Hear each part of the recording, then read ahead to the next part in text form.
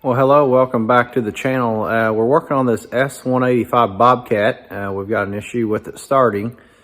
Basically, whenever you go through the code and the countdown and hit start, all the displays go blank. So it looks like you've lost power or ground or something. So we're going to be troubleshooting that. So if that's something that you're interested in seeing, stick around because it's coming up. All right, so here we are inside the cab. I'm going to hit my enter. And you can see that enter doesn't even illuminate the display now. So we used to have the abilities to go through and put our code in and try to start it, but that is not the case now. So I guess step one is we will move over here to the panel that has all of our fuses and relays in it, which will be right down here. Well, let me grab my drill and we'll go ahead and take that off. All right, besides being dirty, nothing is really obvious at the moment. So I guess what we need to do is just go ahead, I'm gonna grab my shop vac and we'll suck up some of the dirt out of here. And then we'll probably put an air hose on it, clean that off, and then I'm going to start pulling those out one by one and just looking for some corrosion there on the back sides of them.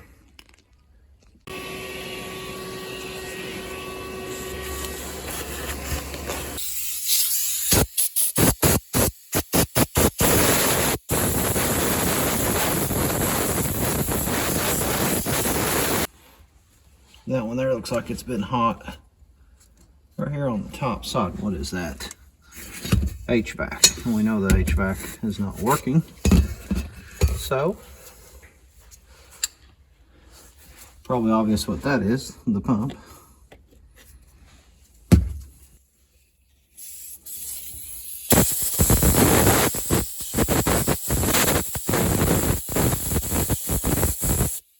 Right up here. So, we've got several of them that's got little white spots on them. You can see here, I don't know if that's enough to not have a good connection or what, but I'm going to clean those up. Probably use some emery cloth or something and clean those connections. And then we'll go ahead and put them back in place. And again, there's the layout. All these are the same, so it does not matter where they go. But if you have a known issue, it's just going to move it. So, like that HVAC one, this one right here, I'm pretty sure that it's probably no good because there's a real hot spot on it. And so I don't want to move it, you know, someplace else.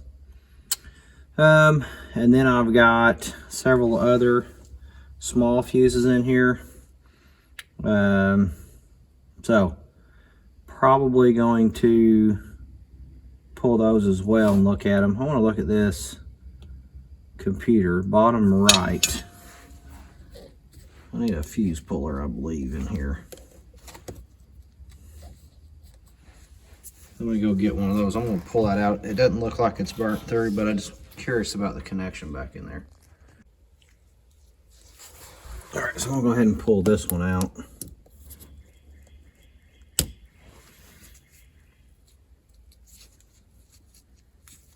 And it's not corroded and it's not blown. Everything looks fine.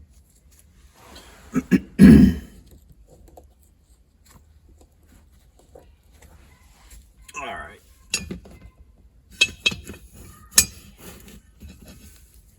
So I'm gonna go ahead and pull each of these while I'm in here.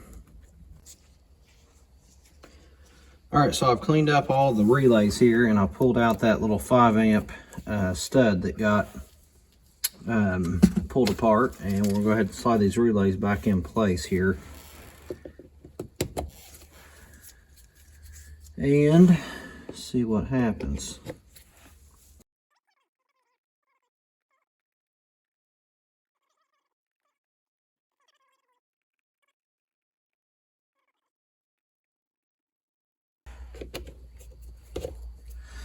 Okay, so we got that done.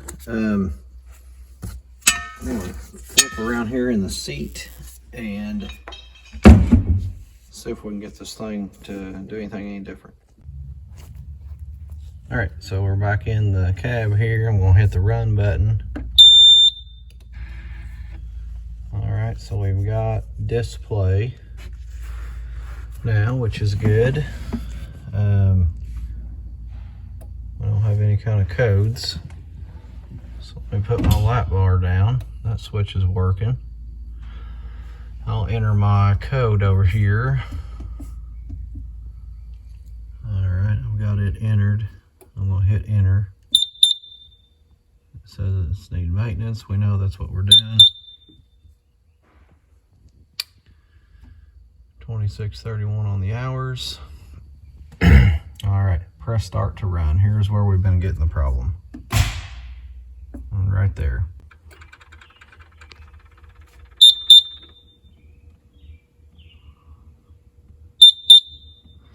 I don't know if you can see that, but the display is kind of coming on and off like there's a bad connection or low voltage or something. All right, I'm going to try to jump across the solenoid here on the starter.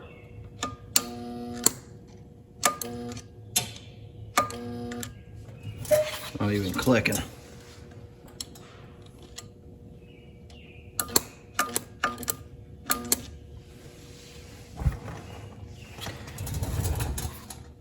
And the display is now blank up front. It has lost its power.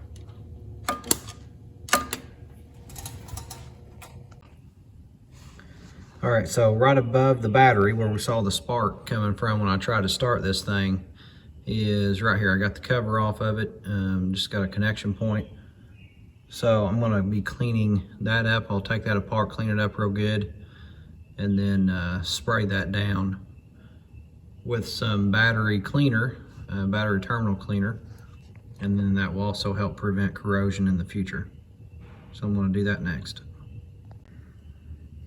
All right, so I got my positive terminal off and got to looking at that thing from a different angle here, and it's actually, that is a fuse right there. It's a 100 amp fuse between the front and back, so should be good with that because we've had power up there, we just got corrosion. So I'm gonna pull all of that out, clean it, and then we'll reassemble.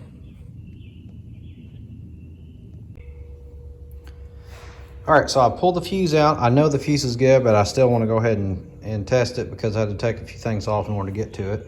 So if you got a voltmeter, we'll just put it on ohms, and we're going to check for the connectivity between this point and this point through the fuse. If you've got a higher tech meter, then you can also hit a button that turns on the sound for it. So in my case, we can hear it and see it whenever we're connected up. Then it will make a noise for us. So I'm gonna do the same thing here. And there we go. So we know our fuse is good.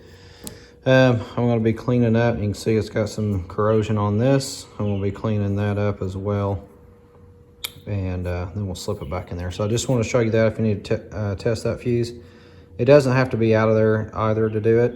You can just go on either side of the two studs that's sticking out on your block underneath there, put it on ohms and check it. If you don't get a value, then you've got an open in here, so you don't have to have an audible alarm either to tell you. So that's testing the fuse. All right, so I've got my terminals cleaned up best that I can. We'll go ahead and slide my fuse back in here first. And then I'm gonna get my wiring harness cable reconnected here as well. On that one, man, there's just barely enough room to get that thing to fit. And then at this point, I'm going to go ahead and put my bolt back on here. Okay, so I'm going to go ahead and spray some of this battery cleaner on here. I just want to make sure that everything up in there does not corrode. And next, we'll put on our positive cable on this side. I grab my hardware here and we'll get it started.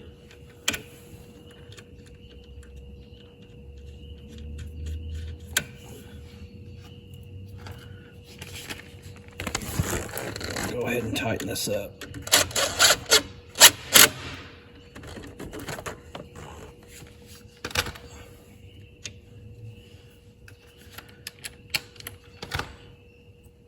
And get my hardware on the one on the back.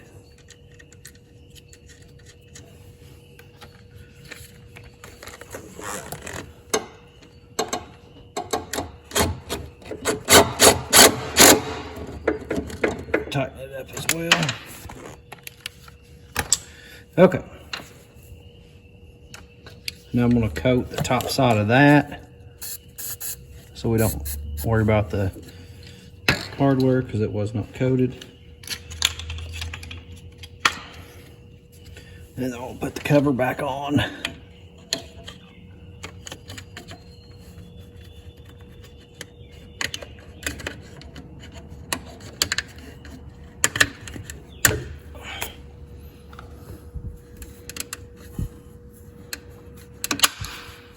Okay.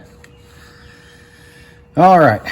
Now I'm going to slide the battery back in here and we'll give it a shot. Okay, battery's back in. I'm going to leave the camera back here to watch, and then I'm going to head up there to the cab and we're going to give it a shot through the panel.